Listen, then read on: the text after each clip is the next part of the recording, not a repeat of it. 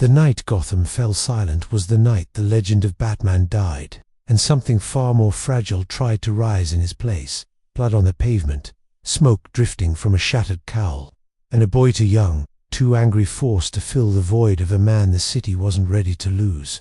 But when Robin becomes Batman far too early, the symbol cracks, and the cracks begin to bleed, because Gotham doesn't need a child wearing a shadow. Gotham needs a monster strong enough to scare the darkness. And what happens when that child tries to become one?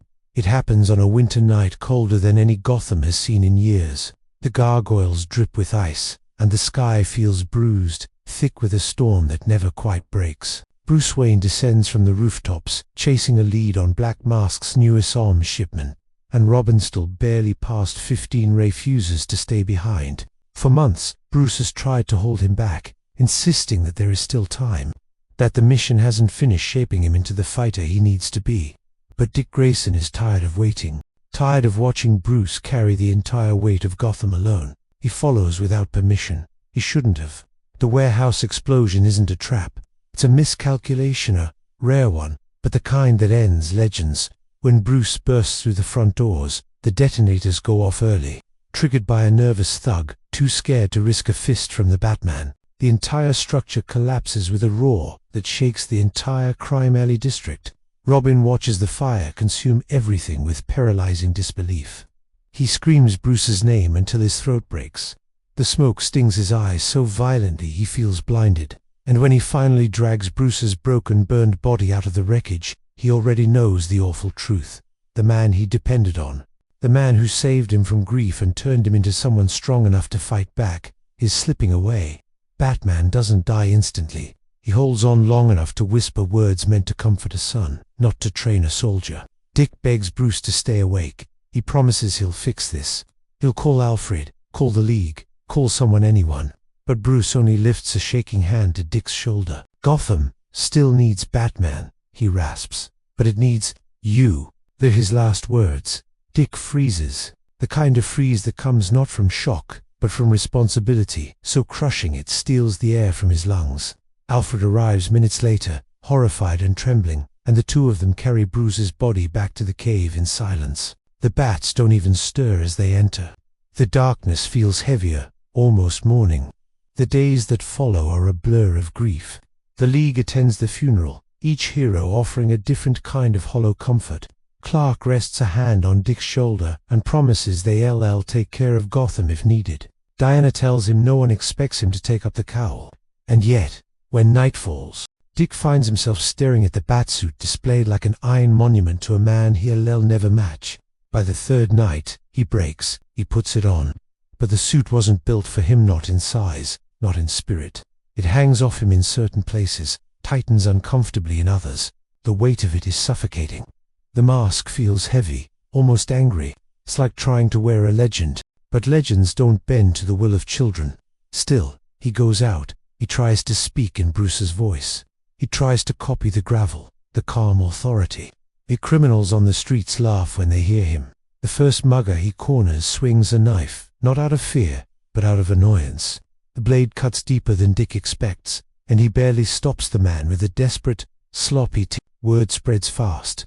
Batman is weaker now, younger, more reckless. The underworld begins to rise, and Dick, bruised and bleeding, pushes himself harder each night, trying to be the shadow that Gotham needs, trying to be the man Bruce was, trying to be something he hasn't grown into yet. But the city can smell the weakness.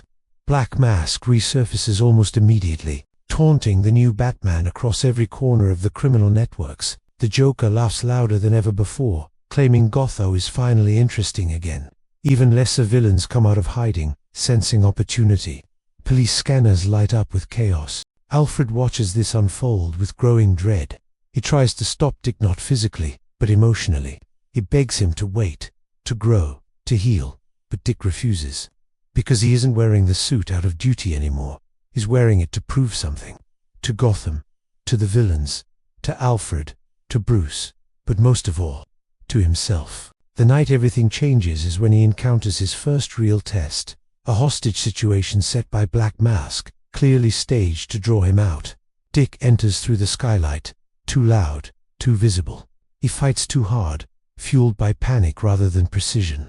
And one mistake, a single misjudged leap, almost gets a hostage killed. He saves the man at the last second, but not in the clean, efficient way Bruce would have. It's sloppy, violent, frightening. The hostage looks at him with terror instead of gratitude. And in that moment Dick realizes something that shakes him deeper than the night Bruce died. Batman isn't supposed to be feared by the innocent, but they're scared of him anyway. Because he's not Batman. He's just a broken boy inside a legend that's too big for him. And yet, the city keeps calling his name. The nights that follow turn Gotham into a crucible. Every hour that Dick spends in the suit seems to age him years at a time. His movements grow sharper, his voice lower, as if he's trying to carve Bruce's ghost into his own bones. But no matter how many rooftops he haunts, how many crimes he stops, or how many criminals he terrifies, the whisper still follows him like a blade against the back of his neck. He's not the real Batman. It gnaws at him until he can't sleep. When he does sleep, he hears Bruce's last words over and over, twisted, distorted, reshaped by guilt into something darker. Gotham needs Batman, but it needs you to be him now, whether you're ready or not. The pressure crushes him. Alfred begins noticing details. Lacerations, poorly treated, bruises camouflaged beneath armor plates, blood on the gauntlets that doesn't always belong to the criminals. The once bright, acrobatic boy who used to flip across the cave with laughter in his breath now moves like a shadow that forgot how to be human. One night, Dick comes home limping so badly, Alfred insists on treating him. The moment he removes the gauntlet, Alfred Pale's Dick's knuckles are cracked, split open, bleeding from what looks like excessive force, far beyond necessary impact. "Master Dick, what did you do?" Dick doesn't answer. His eyes dart to the batsuit across the room, and he mutters, "They weren't scared enough. I had to make them understand." Alfred freezes. For the first time, he sees the truth he's been afraid to face. Dick isn't becoming Bruce. He's becoming the idea of Batman that Gotham has forced onto him. A darker, desperate thing born from fear, not discipline. And Gotham notices. Crime rises not because criminals are brave, but because they're testing him, trying to find cracks in the mask. And they find them everywhere. The turning point arrives when Joker makes his move. He hasn't shown his face since Bruce's funeral. The underworld speculates, why fear, mourning, boredom, no one knows. But on a rainy night dripping with neon reflections, Dick receives a message scrawled in jagged purple across a rooftop billboard. A bat that squeaks is no bat at all. Let's play. Robin would have shivered at the sight of it. But Batman, this Batman, just clenches his jaw. He chases the message trail through alleys, over rooftops, into abandoned fairgrounds covered in rust and peeling paint. The laughter echoes long before the clown emerges. Bouncing off broken mirrors and twisted metal rides, Joker steps out with an exaggerated sigh. My, look what the cat dragged in. Or should I say, what the bat left behind. Dick growls the name through his teeth. Joker. No gravel, no bass. Not quite right, Birdie. Joker giggles. You're wearing Daddy's clothes, but the shoes are just too big, aren't they? The words cut deeper than any blade. Dick leaps forward, fists flying with reckless fury. Joker barely dodges surprised, then delighted as Dick smashes a rusted control panel to pieces. This isn't Bruce's calculated precision. This is something raw, frantic, angry. Where's the restraint? Torture taunts between dodges. Where's the moral superiority? Where's that calm, brooding storm of a man who made me feel like I was dancing on a knife's edge? Dick slams him against a metal pillar. He's dead, he snarls. And you killed him. Joker tilts his head back and laughs so loudly the entire fairground vibrates. Oh, if I killed the bat, I'd never stop bragging. But look at you, little bird. Look at what you're becoming. He smiles. You think I want Batman dead? No, I want Batman perfect. Batman sharp. Batman extraordinary. But you, Joker taps Dick's chest. You're not extraordinary. You're breakable. The words ignite something in Dick. Something ugly. Something he never thought could exist inside him. He raises his fist, ready to end Joker right there. And Joker smiles wider. Do it. Prove you're not him. Prove you're just a scared little boy inside a monster costume. Dick hesitates. Only a second. But that's all Joker needs. A hidden blade darts from his sleeve, slashing Dick's side. The wound isn't deep, but it sends him stumbling, and Joker dances backward. cackling as he tosses a smoke grenade and vanishes into the fog. Dick collapses to his knees, gripping the wound and shaking with rage, not at the pain, not at Joker, but at the truth in his words. He isn't Batman. He never will be. He doesn't have Bruce's strength, his discipline, his mastery of fear. But he can't step down, because stepping down feels like letting Bruce die again. When he returns to the cave, bleeding and dazed, he finds Alfred sitting in the chair Bruce used to occupy. The screens glow behind him, but Alfred's eyes are fixed on Dick with a pain deeper than any physical wound. Master Dick, this cannot continue. Dick opens his mouth, but Alfred raises a trembling hand. You are not Bruce, and you were never meant to be him. You are becoming something else entirely, something Bruce would never want for you. Dick's breathing turns ragged. His fingers dig into the edge of his mask. He said Gotham needed me, he whispers. No, Alfred replies, voice breaking. He said Gotham still needs Batman. Not that it needed to destroy you to create one. Dick looks at the suit in the cave's dim light, the cape dragging, the cowl staring back without expression, and for the first time, he sees it clearly. It doesn't fit him. The man it was built for is gone.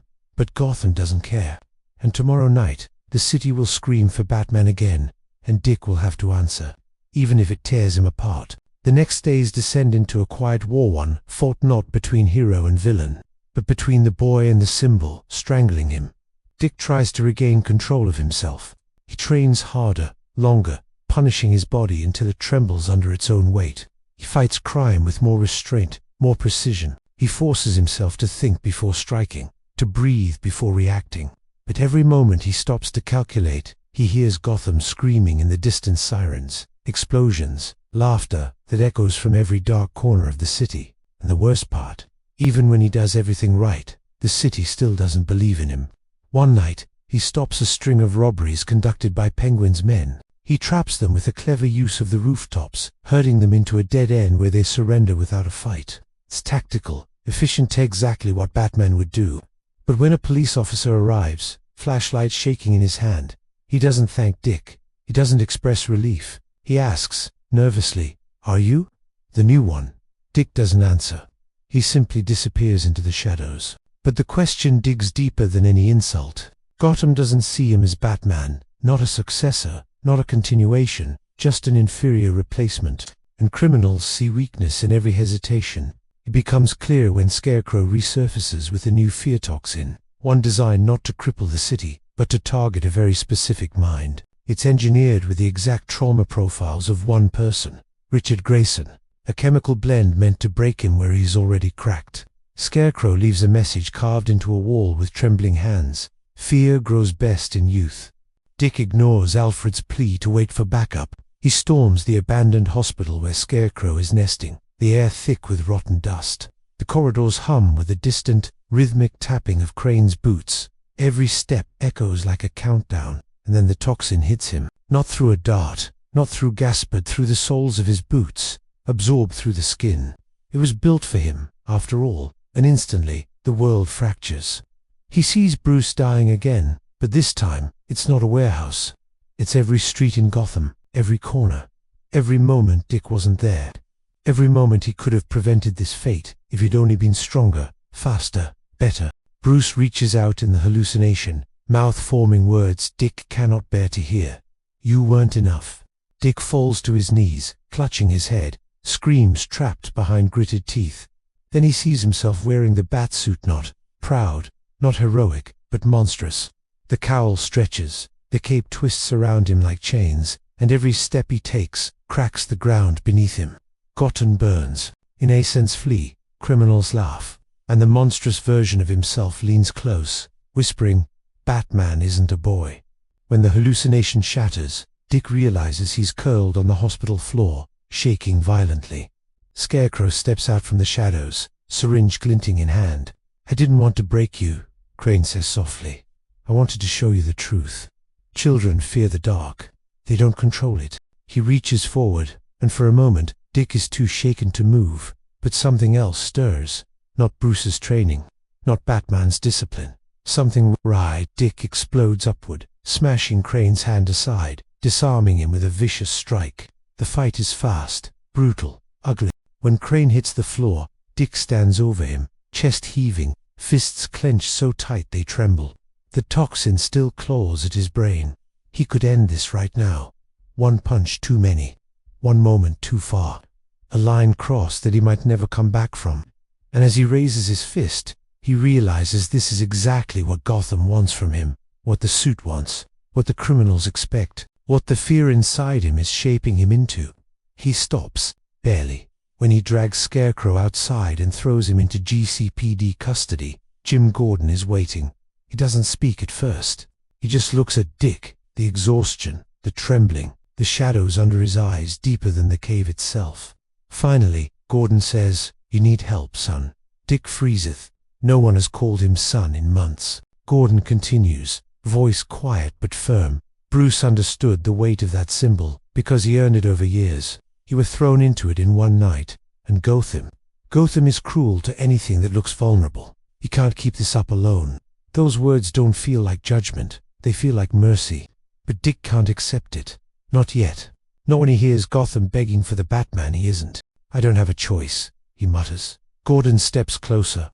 "You do. You always do. That's what Bruce taught you." But Dick turns away. He grapples into the night without looking back. Back at the cave, the silence feels thicker. He stares at the bat-suit hanging like a ghost orn, stained, too big in all the wrong places. He touches the cowl, fingers shaking. He wants to scream, to rip it apart, to throw it into the deepest pit of the cave and walk away forever. But Bruce's voice, real or imagined, whispers from memory, "Gotham still needs Batman." And Dick whispers back, "But what if Batman needs me to be someone else?" His breath catches, his pulse pounds. The truth he's been avoiding stands right in front of him. He can't be Batman. Not yet. Maybe not ever. But he can't stop. Not with Joker preparing something larger. Not with Black Mask gaining power. Not with the city spiraling. He needs a new path. One that honors Bruce, but doesn't destroy Dick Grayson. Before he can decide what that path is, the cave alarms erupt with shrill urgency. A citywide broadcast. Joker's voice crackles through every speaker in Gotham. "Gotham, Gotham, Gotham, Gotham, Gotham. Gather round. Your precious little Batlin has been so much fun, but it's time for the big finale." Dick's blood runs cold. This isn't a threat. It's an invitation, a challenge, a trap, and he has no choice but to answer. Joker's broadcast spreads through Gotham like poison in a bloodstream. Screens across the city flicker to life, each one displaying a gruesome stage set in an abandoned theater. Spotlights, flickering, torn curtains fluttering like bleeding wounds, and in the center of it all, Joker himself perched atop a director's chair, grinning with a predator's anticipation. "Tonight," he announces, voice dripping with glee, "we debut my masterpiece, a play about a boy who tried to wear a dead man's skin." The camera swings sideways, revealing half a dozen hostages tied to chairs, a family, a journalist, a GCPD officer, a street vendor, people chosen not for symbolism, but at random, because that's Joker's language, chaos without pattern. And then he says the words Dick already knew were coming. Come out, little bat. Gotham's audience is waiting. Dick's jaw tightens. The fear toxin still pulses faintly through his veins, making the cave spin in disorienting waves. But he swallows the dizziness and moves toward the suit, then stops. The suit seems to stare back at him, a shape too heavy, too dark, too haunted. He doesn't put it on. Instead, he opens a sealed compartment Bruce once mentioned but never showed him. Inside is a prototype suit lighter, more flexible, shaped not for fear, but for speed and agility. Something Bruce designed for Dick's future, not his past. He understands now. Batman isn't the suit. Batman is the choice to protect Gotham. And tonight, that choice must be his alone. He dons the new armor. It feels right in ways the Batsuit never did. Sleek, sharp, dark blue and black, blending like shadow and starlight. A cowl that fits his face, not Bruce's. A symbol shaped like a hybrid of bat's wings, but slimmer, faster, curved like a Grayson. Acrobats flourish. He isn't Batman. He isn't Robin. He's something in between. Something new. Alfred sees him and feels a silent, painful swell of pride. "Master Dick, you look like yourself again." Dick nods. "Once I have to end this." He rides the Bat-cycle through Gotham's stormlit streets. the roar of the engine cutting through the thunder. Every second is a countdown. Every heartbeat draws him closer to Joker's twisted theater. When he enters, Joker claps gleefully. "Oh, ho, ho, look at you. Not quite Robin, not quite Batman. A little identity crisis never hurt anyone, right? Except you, and everyone you care about." Dick doesn't respond. He moves with fluid precision, analyzing every corner of the stage, every wire, every explosive lining the walls. Joker watches him with unsettling intensity. Joker says conversationally, "I wanted to give you a chance. Really, a chance to step up, to be the new Bat. But then you started hesitating, crying, breaking, and that's just boring. You're supposed to be the knight, the terror, but instead you're the tragedy." Dick lunges. Joker dodges, skipping backward with manic grace. The battle erupts across the stage, Dick flipping off catwalks, using aerial maneuvers Bruce never could. Joker counters with traps, toxins razor-tipped, playing cards. It's chaotic, beautiful, brutal. But this time, Dick isn't fighting like Batman. He's fighting like Dick Grayson, and Joker sees it. "Oh, that's interesting," Joker mutters between dodges. "You're not wearing the old man's ghost anymore." Dick pins him briefly, slamming Joker onto a piano. Joker only laughs harder. "You think Gotham will accept you? A half-bat, half-bird hybrid? You think you're enough?" Dick leans closer, voice steady for the first time in weeks. "I don't care if Gotham accepts me." He hits a switch on his gauntlet, disabling Joker's detonator. "I just care if the people I save go home alive." For the first time, Joker's smile flickers. Only a fraction.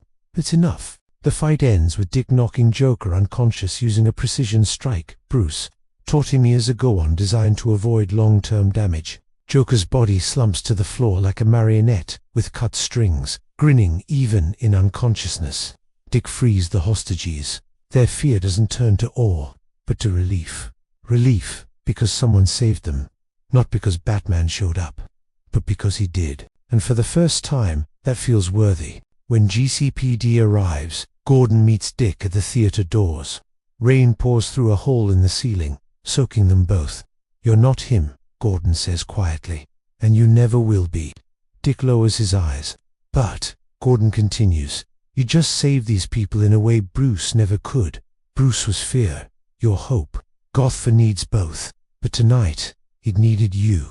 Dick breathes deeply. For the first time in months, the air doesn't feel like knives in his chest. Back at the cave, he removes the cowl and stares at the hybrid suit reflected in the Batcomputer's glass. Alfred approaches, placing a gentle hand on his shoulder.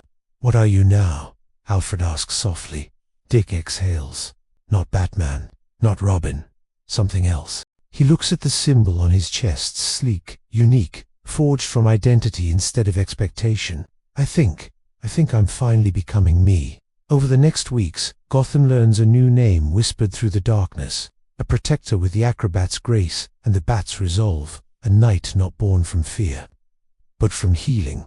Not Bruce's shadow, not Bruce's replacement, but Bruce's legacy. And so Gotham gained a new guardian, not forged too early. Not forced into a dead man's armor, but shaped by pain, resilience, and the courage to redefine the symbol rather than be crushed by it. Dick Grayson could not become Batman too early, because he was never meant to become Batman at all.